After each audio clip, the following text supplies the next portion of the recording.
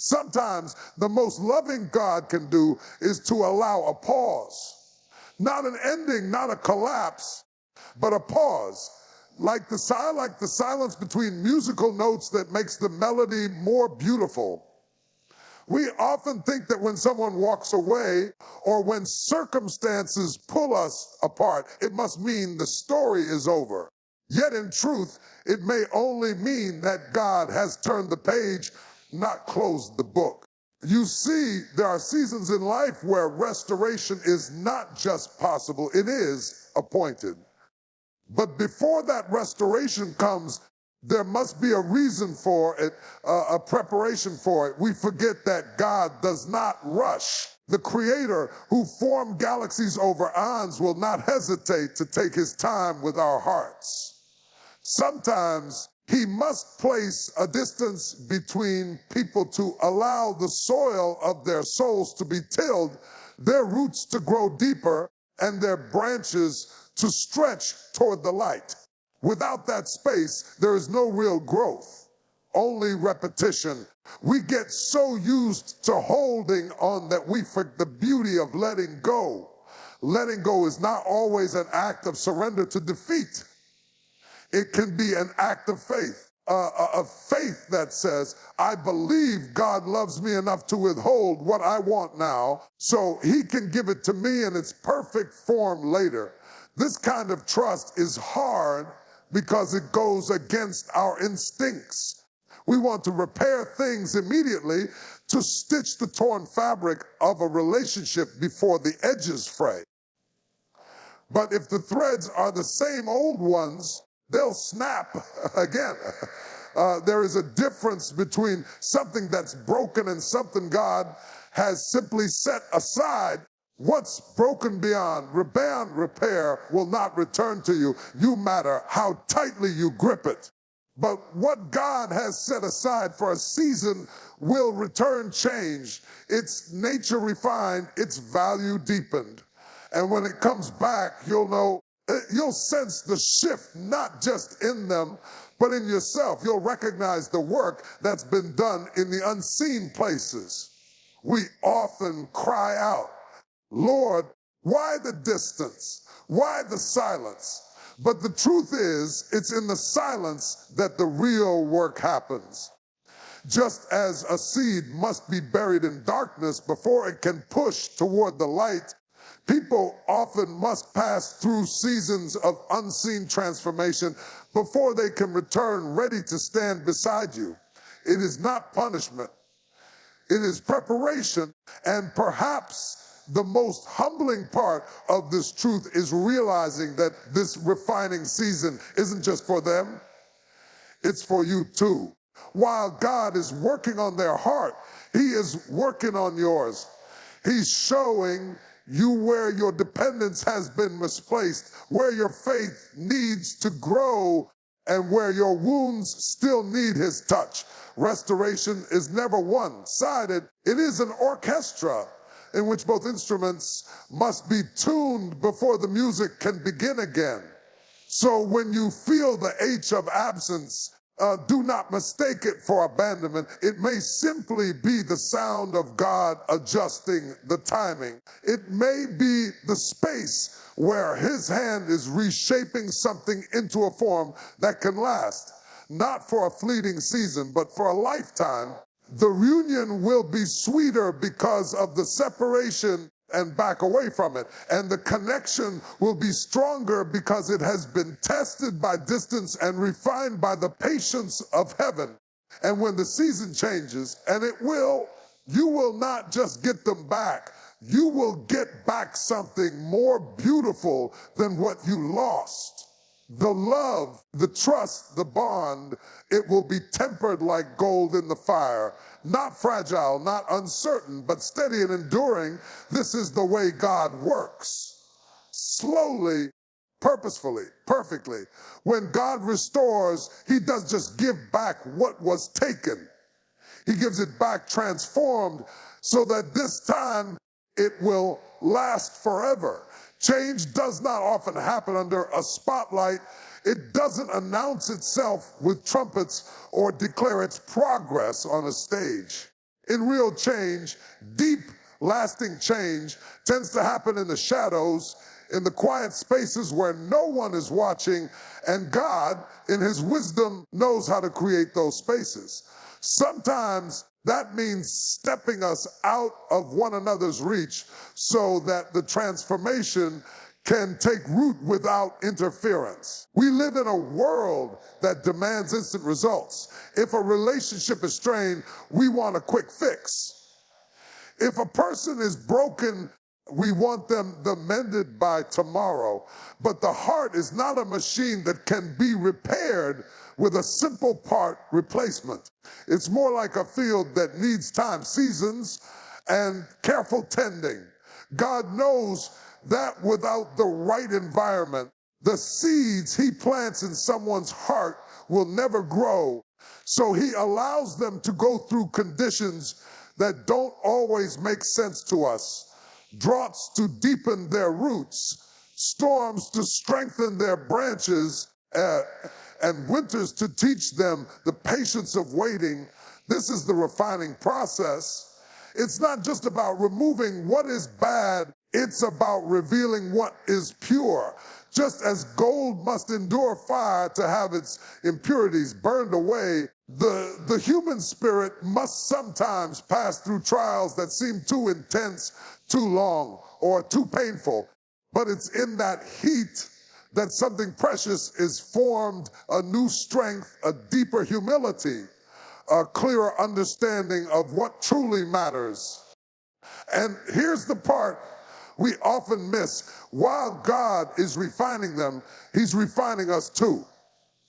You may think you're the one waiting for them to change, but in reality, God may be preparing you to receive them when they do.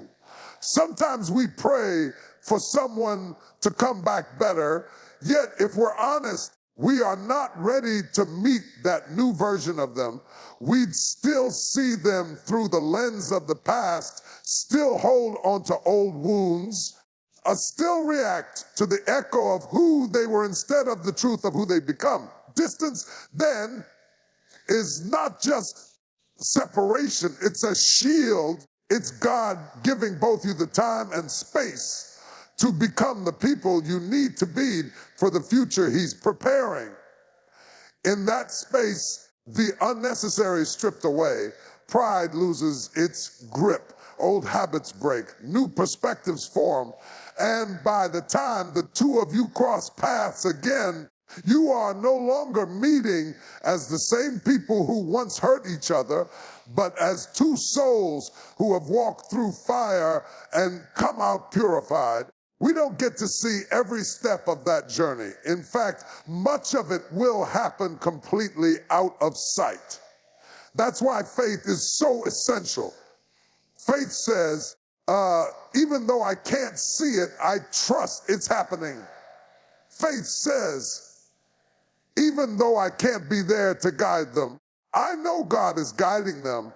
And faith understands that sometimes our absence is the very thing that allows God's presence to do its deepest work. If you've ever held gold in your hand, you know it shines differently once it's been refined.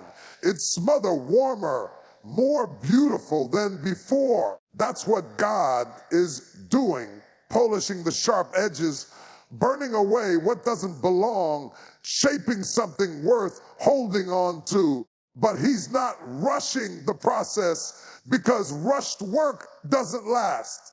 So when you think about them, when you wonder where they are, what they're feeling, if they've changed, remember that the work being done in the unseen is often the most important work of all.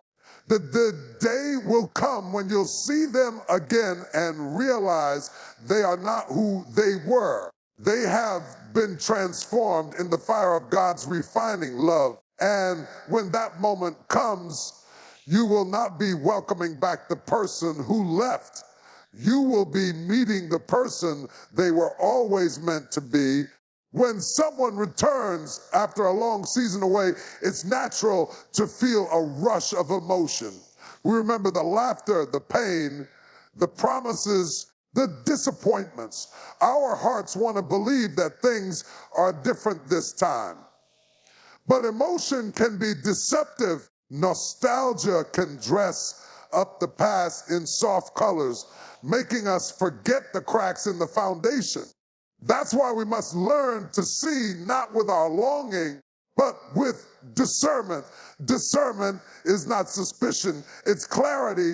It's the ability to look past words into actions, to see not just what promised, but what is lived out over time. A person who has truly changed does not just say so, they demonstrate it without trying to prove it. Their tone is softer, their patience longer, their humility deeper. There is no need for them to announce, I'm different now, because you will feel it in the way they move, the way they listen, the way they take responsibility without being prompted. And you see, real transformation has a kind of weight to it, like a tree that's been growing quietly for years. It's rooted, steady, and not easily swayed. When change is genuine, it doesn't fade under pressure or unravel in the face of inconvenience. It holds. And the fruit of that change, the kindness, the consistency, the self-control, speaks louder than any declaration could. But this is where patience becomes important. True change is revealed over time, not in a single moment of reunion. A changed heart will still be tested, and it's in those tests that you'll see whether the transformation was deep or just a temporary shift born from loneliness or regret. Someone who is truly different will respond differently when life applies pressure. They will choose honesty over self-preservation, compassion over pride, and commitment over impulse.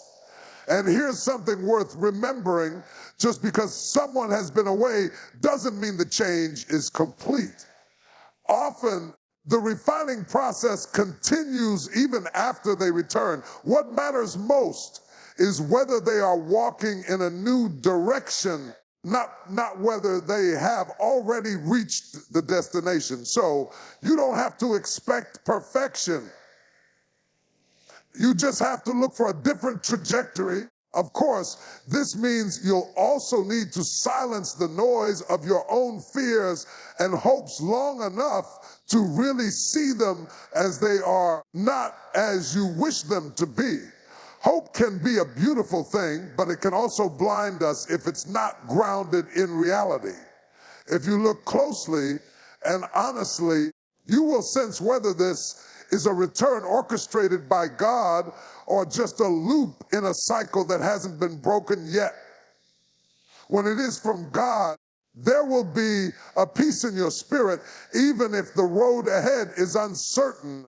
That peace is different from the fragile calm that comes from avoiding conflict. It's a steady knowing that the foundation has been rebuilt, that something solid has taken root. It's the sense that both of you have been shaped for this moment and are ready to walk forward, not backward.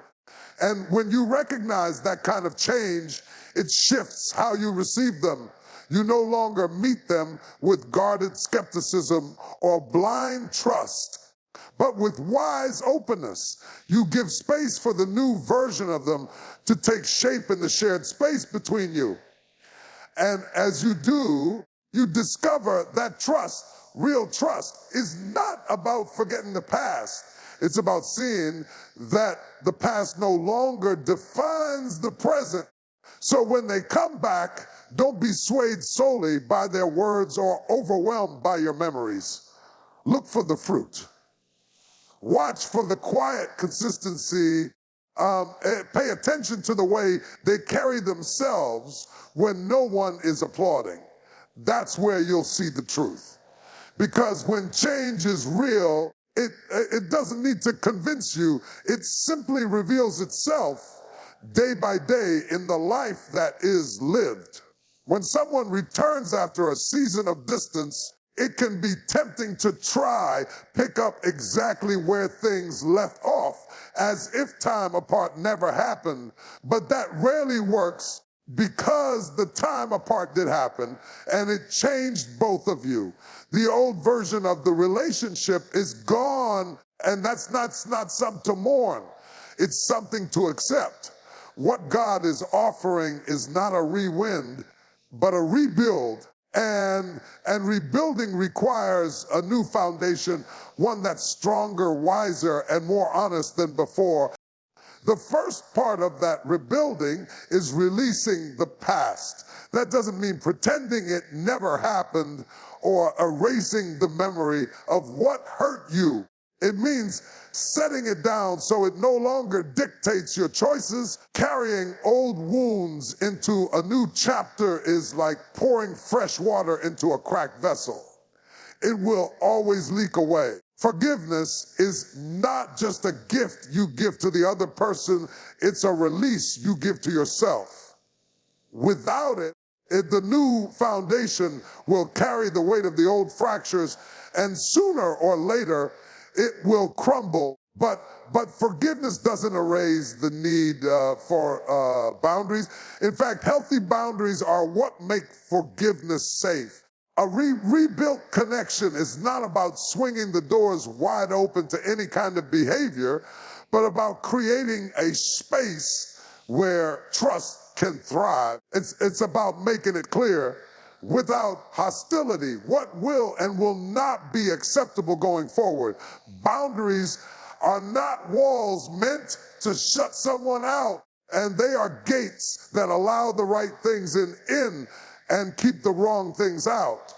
Once those boundaries are in place, something remarkable happens. You begin to see the past pain transformed into wisdom. Instead of just remembering what broke, you now understand why it broke. That understanding becomes part of the strength of the new foundation. You know what patterns to avoid, what conversations to have sooner, what warning signs to address before they grow into problems. What was once a source of deep hurt becomes a reservoir of insight. And because of that insight, the way you love changes too. It's no longer built on the fragile need to be needed or on the fear of losing someone. It's built on the choice to be together and not the dependency that traps you together. It's steadier, more deliberate. It becomes a partnership that honors God's design. Two whole people walking side by side, not two halves desperately clinging to each other to feel complete. Of course, this doesn't happen in a moment. Rebuilding takes time, and the bricks of trust have to be laid one by one, each one tested under the weight of real life. There will be days when you're tempted to look back and wonder if the old version was easier. But you must remember, it may have been easier, but it was weaker. What you are building now will not be fragile. It will not collapse at the first gust of wind away from. This is the beauty of letting God lead the restoration. He doesn't just mend what was broken. He makes it into something that can stand for the long haul and back away from it.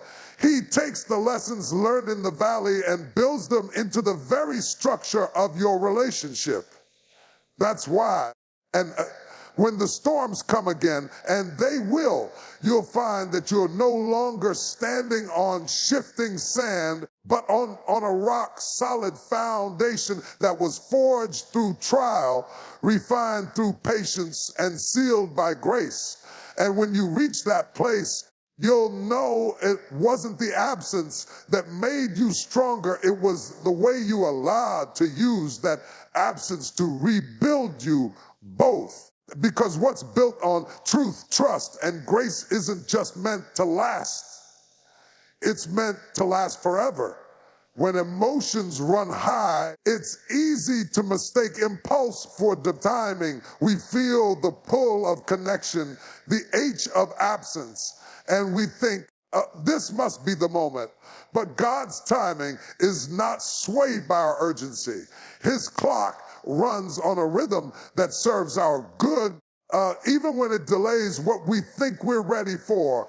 And one of the greatest act trust we can give him is to wait. Not just for a return, but for the right return. Patience in this kind of waiting is not passive. It's not about sitting by the window, staring at the horizon, hoping to see a familiar figure walking back. It's about using the waiting to grow, to strengthen, to align yourself with the life you are meant to live regardless of who is or isn't beside you. Waiting well means you're not frozen in time and you're moving forward while holding space for what God might still bring. When we rush ahead of God's timing, we risk stepping into something half-formed. It might look right on the surface, but without the depth that only time can give, it won't last. Away from it. Imagine planting a seed and then digging it up every few days to check on its progress. You might feel like you're doing something, but all you're really doing interrupting the very growth you're hoping for. Relationships, especially restored ones, are much the same. Away from. They need time hidden in the soil before they can bloom in the open. There's a quiet confidence that comes with waiting for God's confirmation. You stop needing to force conversations, stop trying to orchestrate encounters, stop feeding the anxious thought that maybe you should do something to make it happen sooner. Instead, you let the process breathe, and in that space, you find that your desire for the relationship shifts from desperation to readiness. You no longer want them back just because you miss them. You want them back because you are both truly prepared for the weight of what reconciliation requires. God's timing has a way of protecting us from pain we can't yet see. Sometimes what we think is a delay is actually his hand holding us back from walking into a situation that's not yet safe, not yet healed, not yet ready to hold the promise he's spoken over it. And though it can feel like he's keeping you apart, and he may actually be keeping you whole, ensuring that when you do come together, it's not a collision, but a union. The discipline of waiting is also the discipline of trusting that God is capable of finishing what he starts without your constant interference. Trusting that the one who is meant to return will not need to be chased or convinced. They will arrive in the fullness of time, carrying the change, the growth, and the peace that only God could produce in them. And perhaps most importantly, a waiting in God's timing allows you to see the difference between something that is divinely restored and something that is simply recycled. The recycled thing may feel familiar, but it will carry the same cracks, the same patterns, the same fragility. The restored thing will feel new, even if it carries the same name, the same face, the same history, because it has been rebuilt from the inside out. So don't fear the space. Don't resent the pause. Let the delay become the very thing that strengthens you for what's ahead.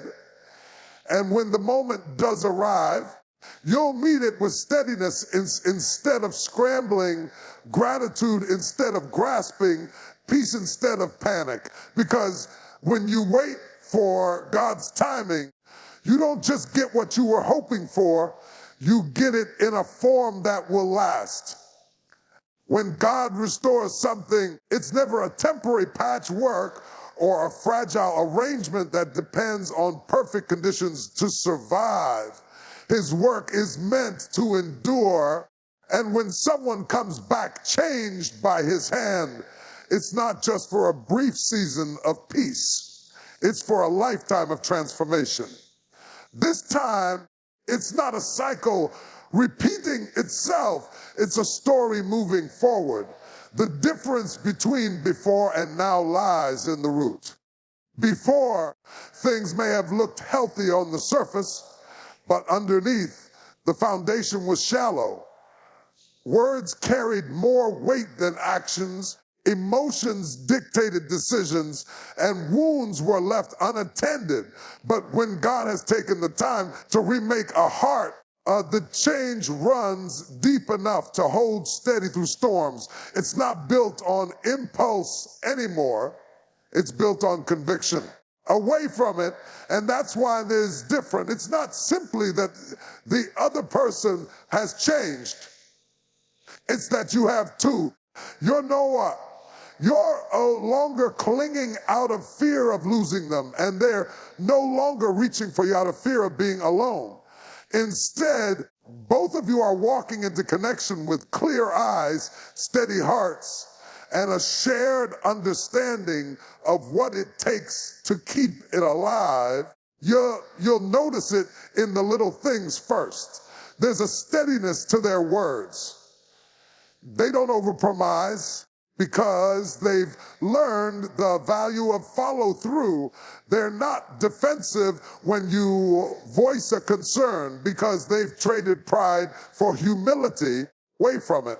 They don't disappear into silence when conflict arises because they've developed the courage to face discomfort. These shifts are not accidents. They're the result of the refining seasons, the waiting, the rebuilding, and the surrender to God's timing. And here's the beauty of NE: when something has been restored by God, it's not held together by sheer willpower or constant effort. Yes, it still requires care. Anything alive does. But the care flows naturally, not as a desperate struggle to keep it from falling apart. There's a peace that covers it, a sense that you're not carrying the weight alone. You're walking alongside someone who has learned, just as you have, that love is not a feeling to chase, but a commitment to nurture. We sometimes think that forever means nothing will ever change, but the truth is forever is made of many changes, growth, adjustments, and deeper understanding over time. The difference is that now the changes won't pull you apart. They'll draw you closer because you've learned how to grow in the same direction. This is why God's promise of lasting change is so powerful. It's not a guarantee that you'll never face trials again. It's a guarantee that when trials come, you'll face them together with the maturity, grace, and unity that were born in the hard seasons apart. The foundation won't crack under pressure because it has already been tested and proven. When you live in this kind of restoration, you stop fearing the what ifs. What if they leave again? What if we slip back into old patterns? What if the past repeats itself? Those questions lose their grip because you know what's been transformed can't be undone by the same forces that once broke it. You've both been through too much to throw it away now. And so this time, you back away from it. You don't cling to the relationship out of fear. You hold it with gratitude. You don't need to force security because it's already there. You don't worry about whether it will last because you know it was built to last. When God changes someone forever, he changes the story forever. And once that kind of change has taken root, there is no going back, only forward.